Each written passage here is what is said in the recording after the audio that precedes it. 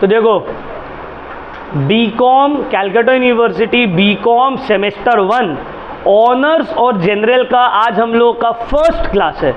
ठीक है, honours and general दोनों का ही आज हम लोग का फर्स्ट क्लास है, फर्स्ट डे है, और हम लोग फाइनेंशियल अकाउंटिंग 1 से क्लास को स्टार्ट करेंगे। ठीक है, तो इससे पहले वाला जो वीडियो था बीकॉम सेमेस्टर 1 में कौन कौन सा पेपर है, कितना सब्जेक्ट है, ये सब हम ऑलरेडी डिस्कस कर चुके हैं। ठीक है, जो न्यू है वो उससे पहले जो है ये वाला वीडियो को आप लोग चेक कर लेना। आज जो हम लोग स्टार्ट करने वाले हैं वो है फाइनेंशियल अकाउंटिंग 1, फाइनेंशियल अकाउंटिंग 1। ये सब्जेक्ट का नाम क्या है? Financial accounting 1। ठीक है ना। टोटल फाइनेंशियल अकाउंटिंग 1 में कितना चैप्टर्स है, क्या है, नहीं है, ये सब आपको वीडियो का डिस्क्रिप्शन में लिंक मिल जाएगा। ठीक है, उसमें क्लिक करोगे, अकाउंट्स में टोटल कितना कौन कौन सा चैप्टर है वो मिल जाएगा। बट अभी कैलकाटा यूनिवर्सिटी की तरफ से हम लोग को ये पता नहीं चला है कौन चैप्टर से कितना मार्क्स आने वाला है। ठीक है, क्योंकि अभी तक पूरा क्लियर नहीं हुआ है कौन चैप्टर से कितना मार्क्स आएगा। बट हाँ, हम लोग को सिर्फ ये पता है कि रिटन एग्जाम 75 मार्क्स का होगा, रिटन एग्जाम 75 मार्क्स का होगा, और रिमेनिंग जो है 25 मार्क्स वो होगा इंटरनल असेसमेंट, इंटरनल असेसमेंट। और ये 75 मार्क्स का सेमेस्टर एंड एग्जाम। ठीक है, सेमेस्टर एंड एग्जाम होगा, और 25 मार्क्स का होगा इंटरनल असेसमेंट। ठीक है, अलग अलग कॉलेज अपना अपना एग्जाम लेगा, जैसे क्लास टेस्ट होता है ना वैसे टाइप में। ठीक है ना, और ये सेमेस्टर एंड एग्जामिनेशन जो सब के लिए होगा। तो 75 + 25 हो जाएगा हम लोग का 100। ठीक है ना। तो आज हम लोग फाइनेंशियल अकाउंटिंग 1 का फर्स्ट चैप्टर स्टार्ट करने वाले हैं, जो चैप्टर का नाम है डेप्रिसिएशन। ये चैप्टर का क्या नाम है? डेप्रिसिएशन। ये ऐसा नहीं है एकदम न्यू है, तुम लोग बीकॉम में अगर आए हो 11-12 पास करके आए हो कॉमर्स से, तो डेप्रिसिएशन तो ऑलरेडी किए ही है क्लास 11 में, है ना। क्लास 11 में वेस्ट बंगाल बोर्ड हो या ISC बोर्ड हो, दोनों में ही डेप्रिसिएशन चैप्टर था, है ना। उसी का हायर लेवल है ये बीकॉम सेमेस्टर 1 का जो हम लोग का सिलेबस है ना। तो कोई भी ऐसा चीज़ नहीं है जो हम लोग पहले कभी किए नहीं। हाँ, 2 चैप्टर था न्यू, तो उसको हटा दिया गया, कंसाइनमेंट और इंश्योरेंस क्लेम। बाकी जितना भी चैप्टर्स है, हम बोलेंगे मेजॉरिटी ऑफ द चैप्टर जो है वो 11 और 12 वाला ही है, लेकिन पूरा सेम नहीं है। जब पूरा सेम रहता तो पढ़ने का ज़रूरत क्या पड़ता है, उसका थोड़ा हायर वर्जन है, मतलब वहाँ से कॉन्सेप्ट प्लस थोड़ा और हाई लेवल का समझ रहेगा। ठीक है, तो हम लोग जो स्टार्ट करेंगे ना, ऐसे नहीं कि 11-12 वाला नहीं कराएंगे, नहीं, एकदम नीचे से स्टार्ट करेंगे। मतलब जो 11-12 में अगर नहीं भी किया तो उसको कोई फर्क नहीं पड़ेगा। ठीक है, एकदम नीचे से लेकर स्टार्ट करेंगे, पूरा बीकॉम लेवल में आएंगे हम लोग। तो आज जो चैप्टर स्टार्ट करने वाले हैं उस चैप्टर का नाम है डेप्रिसिएशन। तो सबसे पहले मुझे तुम लोग ये बताओ डेप्रिसिएशन होता क्या है? What do you mean by depreciation? 11 में था ना अकाउंट्स। डेप्रिसिएशन मतलब डिक्रीज इन एसेट्स, एसेट्स का वैल्यू घटना, इसी को बोलते हैं डेप्रिसिएशन, है ना। तो what is depreciation? Depreciation is the reduction in the value of the asset. Depreciation क्या है? एसेट्स का वैल्यू में जो रिडक्शन आता है, रिड्यूस होता है एसेट्स का वैल्यू, उसी को हम लोग क्या बोलते हैं? डेप्रिसिएशन। तो depreciation is the decrease in the value of asset. कौन सा एसेट? फिक्स्ड एसेट्स, टेंजिबल या इनटेंजिबल? दोनों ही, टेंजिबल भी हो सकते हैं और इनटेंजिबल भी हो सकते हैं। तो डेप्रिसिएशन टेंजिबल एसेट्स के ऊपर भी हो सकते हैं और इनटेंजिबल एसेट्स के ऊपर भी हो सकता है। लैंड, बिल्डिंग, मशीनरी, ये सब के ऊपर भी डेप्रिसिएशन हो सकता है, और गुडविल, कॉपीराइट, पेटेंट, ये सब भी डेप्रिशिएट हो सकता है। क्लियर हुआ पॉइंट? अच्छा, एसेट्स का वैल्यू घटता क्यों है, डेप्रिशिएट क्यों होता है, बताओ। What is the reason for depreciation? जल्दी जल्दी लिखेंगे सबको बोर्ड में। पहला रीजन फॉर डेप्रिसिएशन,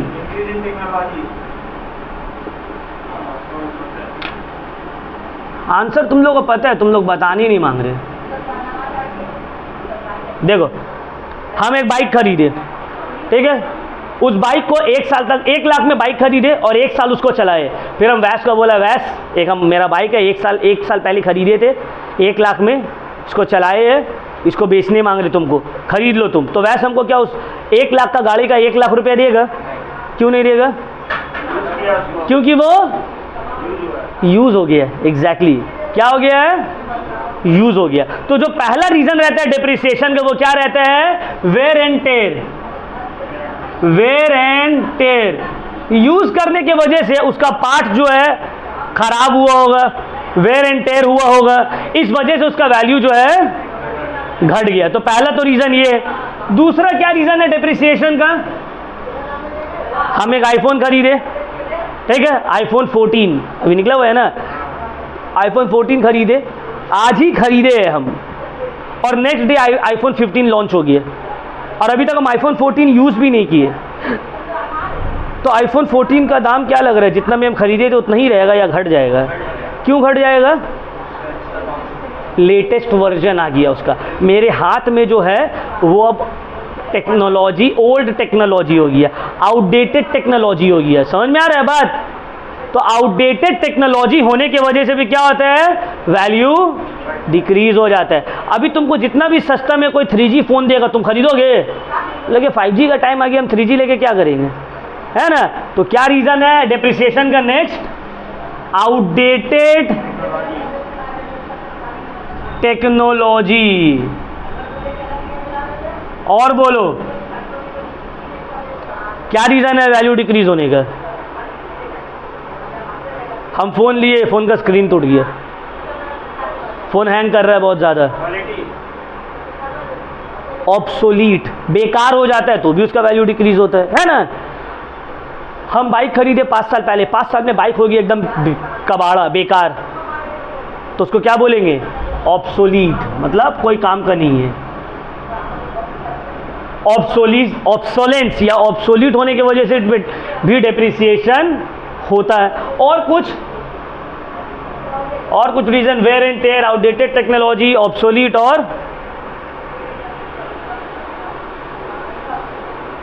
हम एक फ़ोन लिए या हम एक बाइक लिए एकदम ब्रांड न्यू, और उसको जाके अपना गैरेज में बंद कर दिए, एक दिन भी चलाए नहीं, और 5 साल बाद निकाल रहे उसको बेचने, तो क्या लगता है उतना पैसा मिल जाएगा? क्यों? टाइम लैप्स, बहुत सारा टाइम गैप होने की वजह से भी वैल्यू क्या होता है? डिक्रीज हो जाता है। तो नेक्स्ट और रीज़न क्या हो गया? Time lapse. ठीक है, तो जनरली हम लोग देखना, अगर 11 में भी किए होंगे तो हम तुम लोग को सिर्फ बताए होंगे वेयर एंड टेयर, है ना? बट अब हम लोग क्योंकि ऑनर्स का कर रहे हैं, ऑनर्स अकाउंटेंसी ऑनर्स कर रहे हैं हम लोग, तो हम लोग को अकाउंट्स का हर एक चैप्टर को डिटेल में समझना पड़ेगा। ठीक है, बीकॉम को पास करना टफ है 3 साल का, इसीलिए हम बहुत कोई जो वीक स्टूडेंट रहते हैं ना, उन लोग को बोलते हैं होटल मैनेजमेंट कर लो या कोई दूसरा कोर्स कर लो, क्योंकि कैलकाटा यूनिवर्सिटी से 3 साल का बीकॉम पास करने में बहुत इतना ईजी नहीं है। हर एक सेमेस्टर तुमको क्लियर करना पड़ेगा।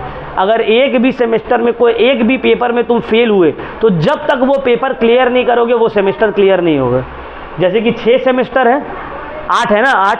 अब तुम मान लो फर्स्ट सेमेस्टर का कोई एक पेपर में फेल हो गया, उसको बोलते हैं सप्ली लग गया तुम्हारा, तुम सेकंड में चले गए, सेकंड में पूरा पास कर गए, थर्ड में चले गए, थर्ड भी पूरा पास कर गए, लेकिन अभी भी वो एक पेपर वो तुम्हारा अटका हुआ है, तुमको उसको क्लियर करना पड़ेगा। तुम अगर पूरा का पूरा 8 सेमेस्टर भी क्लियर कर लेते हो लेकिन फर्स्ट सेमेस्टर का एक पेपर में भी फेल किया हो तो तुम ग्रेजुएट नहीं हुए अभी तक, तुमको उसको पास करना पड़ेगा तब तुम ग्रेजुएट होगे। बहुत कोई का क्या होता है मालूम है, जो स्टूडेंट सीरियस नहीं रहता, फर्स्ट सेमेस्टर में एडमिशन ले लिया, 2 में सप्ली, सेकंड चला गया, सेकंड में 1 में सप्ली, थर्ड चला गया, उसमें 2 में सप्ली, फोर्थ चला गया, उसमें 1, मतलब इतना सप्ली हो जाएगा ना, बाद में आके खुद बोलेगा छोड़ दो पढ़ाई, छोड़ दो। क्यों? क्योंकि उसको तो अभी कितना एग्जाम देगा। और अब अभी तुम लोग फर्स्ट सेमेस्टर में हो, फर्स्ट सेमेस्टर का क्लास कर रहे हो, अब अगर सप्ली किसी का लग गया वो थर्ड सेमेस्टर में थर्ड का पढ़ाई करेगा या फर्स्ट का करेगा? समझ में आ रहा है बात? तो इसी वजह से सबसे आज एकदम फर्स्ट डे से, और बीकॉम बहुत कोई टफ कोर्स भी नहीं है, तुमको ट्यूशन आना है, घर में आधा 1 घंटा बैठ के प्रैक्टिस कर लेना बस। हम ऐसे भी ज़्यादा होमवर्क तो देते हैं नहीं, ट्यूशन आना है, डेली क्लास करना है, कुछ डाउट हुआ वीडियो देख लेना है दोबारा से, और जो होमवर्क मिल रहा है उसको कर लेना है, थोड़ा बहुत प्रीवियस ईयर पेपर, बस डेली 45 मिनट से 1 घंटा देना है। फर्स्ट क्लास से पास हो जाओगे पहला 2 सेमेस्टर। उसके बाद थर्ड सेमेस्टर से थोड़ा टफ है, तो पहले 2 सेमेस्टर में उतना ज़्यादा हेडेक नहीं है। तो कोशिश करना है इसको अच्छा करके ना अपना परसेंटेज बढ़ा लेना है, ताकि जब फाइनल रिजल्ट तुम्हारा आए तो ओवरऑल में तुम्हारा परसेंटेज अच्छा हो, हाई रहे। समझ में आ रहा है बात? तुम्हारा पूरा सेमेस्टर एंड होने के बाद तुम्हारा एवरेज निकलता है कि तुम बीकॉम में तुम्हारा एवरेज कितना निकले। तो जो जो इजी सेमेस्टर है उसमें ज़्यादा स्कोर कर लो, ताकि टफ में इन केस अगर थोड़ा बहुत 19-20 हुआ तो भी मेरा ओवरऑल अच्छा रहेगा। क्लियर हुआ पॉइंट? चलो आते हैं वापस टॉपिक में। तो reason for depreciation, wear and tear, outdated technology, obsolete, time lapse. तो what is depreciation? Depreciation is the reduce in the value of the asset due to the following reason.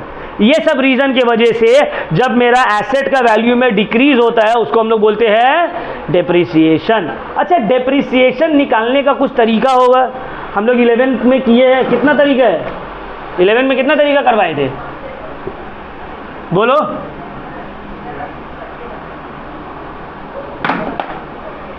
Methods of depreciation,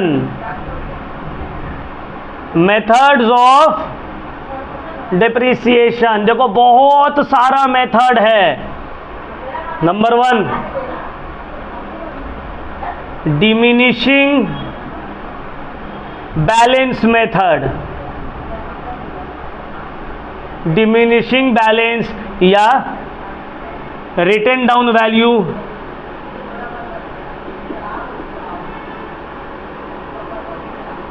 या reducing balance method. तीनों का मतलब same ही है, ठीक है, अलग अलग नाम से जाना जाता है बट मतलब सेम है। डिमिनिशिंग बैलेंस हो गया, रिटन डाउन वैल्यू मेथड हो गया, रिड्यूसिंग बैलेंस मेथड हो गया, तो पहला ये है। दूसरा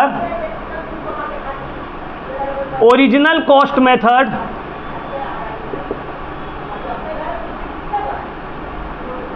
या फिर स्ट्रेट लाइन मेथड,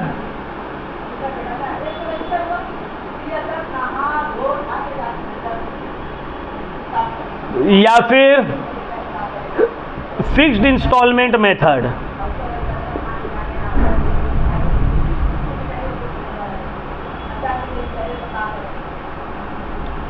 ठीक है ना?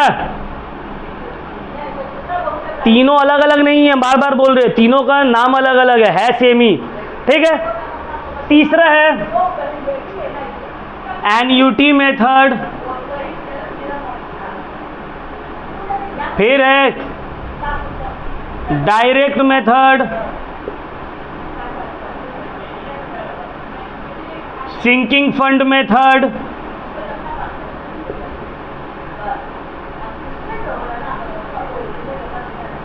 Insurance method. बहुत है, थक जाएंगे लिखते लिखते। बहुत सारा मेथड है डेप्रिसिएशन का, ठीक है, बहुत सारा मेथड ऑफ डेप्रिसिएशन। तो सब करेंगे क्या? नहीं, बस 2 करना है। हम लोग एग्जाम में क्या है? 2 है। कौन कौन सा है?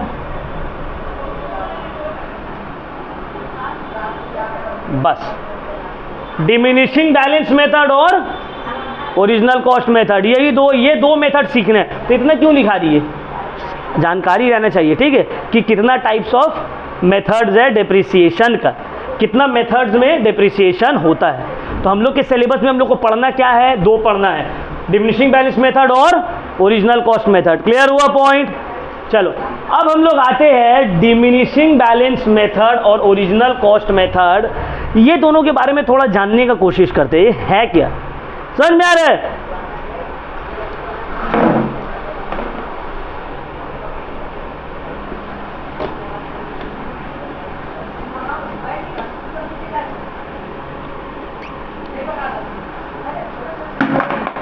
फिक्स्ड इंस्टॉलमेंट मेथड या स्ट्रेट लाइन मेथड या ओरिजिनल कॉस्ट मेथड में डेप्रिसिएशन हमेशा एसेट का जो ओरिजिनल कॉस्ट रहता है, ओरिजिनल वैल्यू रहता है, उसके ऊपर चार्ज होता है।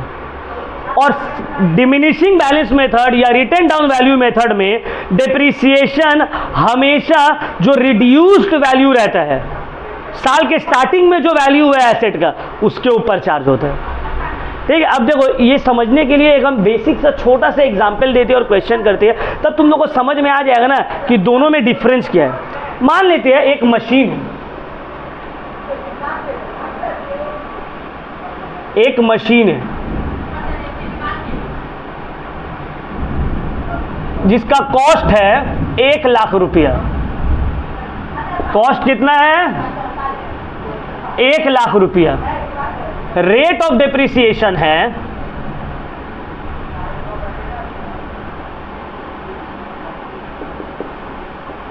10% पर एनम। 10% पर एनम मतलब पर ईयर 10% से डेप्रिशिएट हो रहा है। तुमको बोला है शो करो कितना डेप्रिसिएशन चार्ज होगा। Show amount of depreciation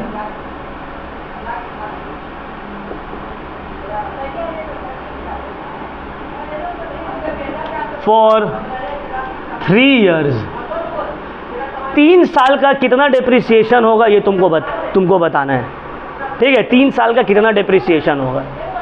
number 1 में पहले शो करना है तुमको फिक्स्ड इंस्टॉलमेंट मेथड में, और दूसरा में शो करना है तुमको रिटन डाउन वैल्यू मेथड में।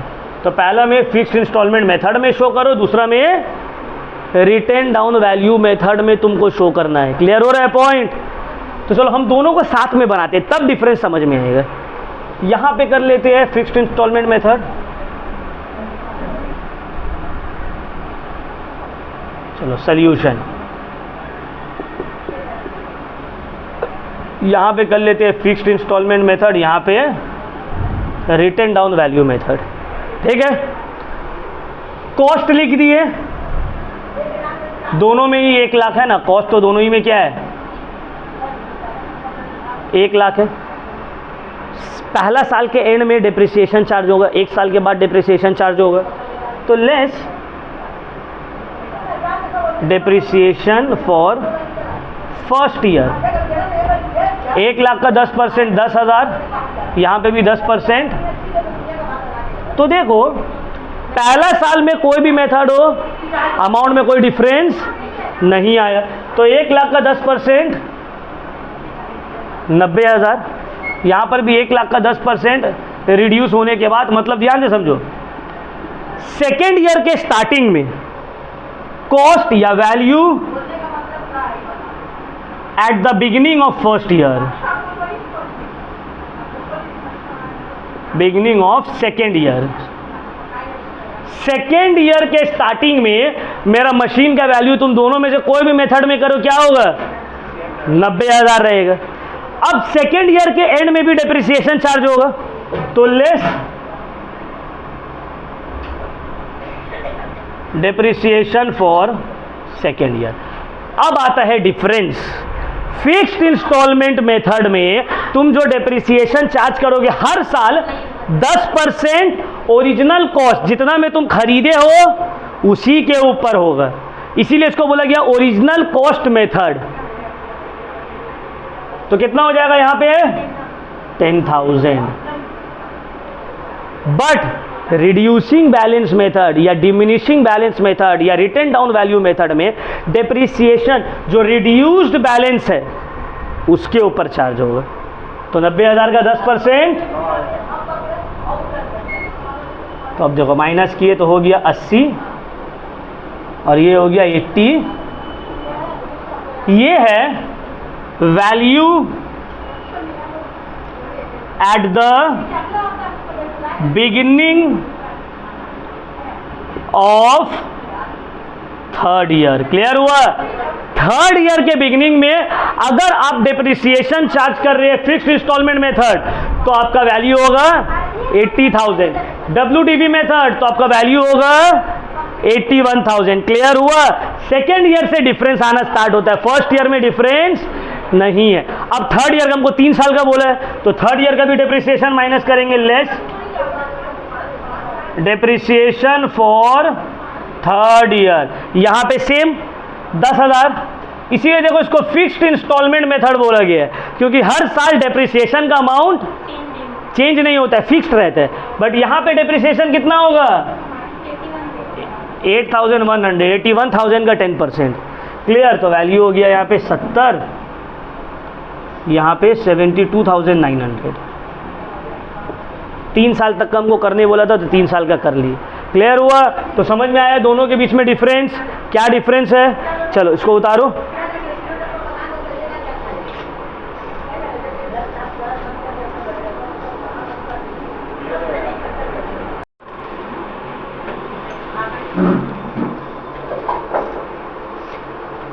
अब हम लोग करेंगे, आज स्टार्ट करेंगे सबसे पहला मेथड, ठीक है, जो कि है स्ट्रेट लाइन मेथड या फिक्स्ड इंस्टॉलमेंट मेथड। ये हम लोग का पहला मेथड है, तो हम लोग इसी को स्टार्ट करेंगे। तो देखो दोनों के डिफरेंस हम बेसिक समझा दिए, बट ये ऐसा थोड़ी आएगा एग्जाम में क्वेश्चन। एग्जाम में तो तुमको मशीनरी अकाउंट, डेप्रिसिएशन अकाउंट ये सब बनाने देगा, है ना। मशीनरी अकाउंट, डेप्रिसिएशन अकाउंट ये सब बनाने देगा। स्ट्रेट लाइन मेथड में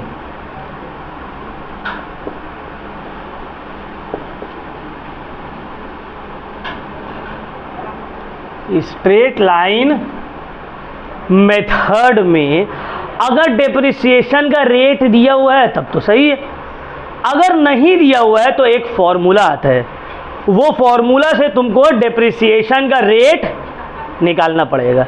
अब क्या फॉर्मूला है वो देखो, एनुअल डेप्रिसिएशन निकालने का फॉर्मूला है। कौन सा method? Straight line method.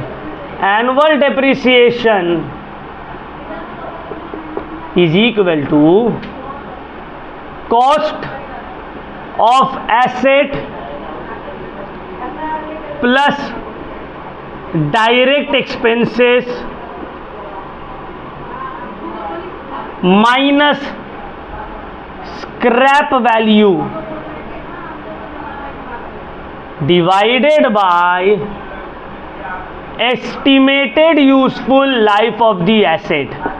Estimated useful life of asset, इससे निकल जाएगा मेरा एनुअल डेप्रिसिएशन। और स्ट्रेट लाइन मेथड में 1 ईयर का जो डेप्रिसिएशन रहेगा तो पूरा साल का वही रहेगा। अब इसका क्या मतलब है? Cost of the asset, for example हम एक मशीनरी खरीदे, उसका कॉस्ट है 1 लाख, 1 लाख रुपए लिखे, plus direct expenses. Direct expenses का मतलब क्या? वो एक्सपेंसेस जो मशीनरी को लाने में, इंस्टॉलेशन में खर्च हुआ है, जैसे कि कैरेज इनवर्ड, समझ में आया, insurance, customs duty, installation charges, ये सब आ जाएगा मेरा डायरेक्ट एक्सपेंसेस में। तो cost of the asset plus direct expense minus scrap value. Scrap value का मतलब क्या होता है? जब मेरा एसेट एकदम कबाड़ा हो जाएगा, एकदम बेकार हो जाएगा, तो भी उसको बेचेंगे तो कबाड़ा वाला दाम तो मिलेगा ना।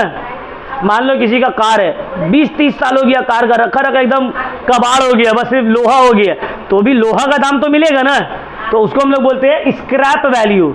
जब मेरा एसेट एकदम बेकार हो जाता है, कोई लाइक का नहीं रहता है, उसको एकदम फेंक देना है, तो उस वक्त जो स्क्रैप जो रहता है, उस स्क्रैप का जो वैल्यू रहता है उसको बोलते हैं स्क्रैप वैल्यू। तो cost of asset plus direct expense minus scrap value divided by estimated useful life of the asset.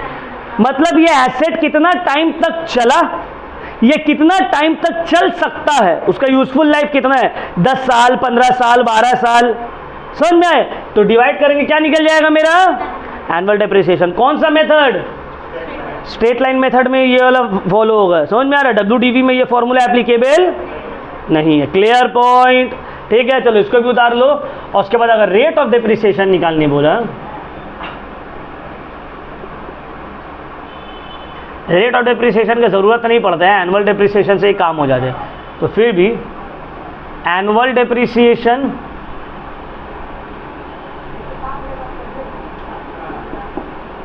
Divided by total cost of the asset into 100 आ जाएगा रेट ऑफ डेप्रिसिएशन।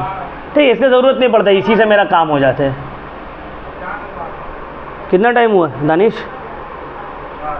4। ठीक, उतार लो।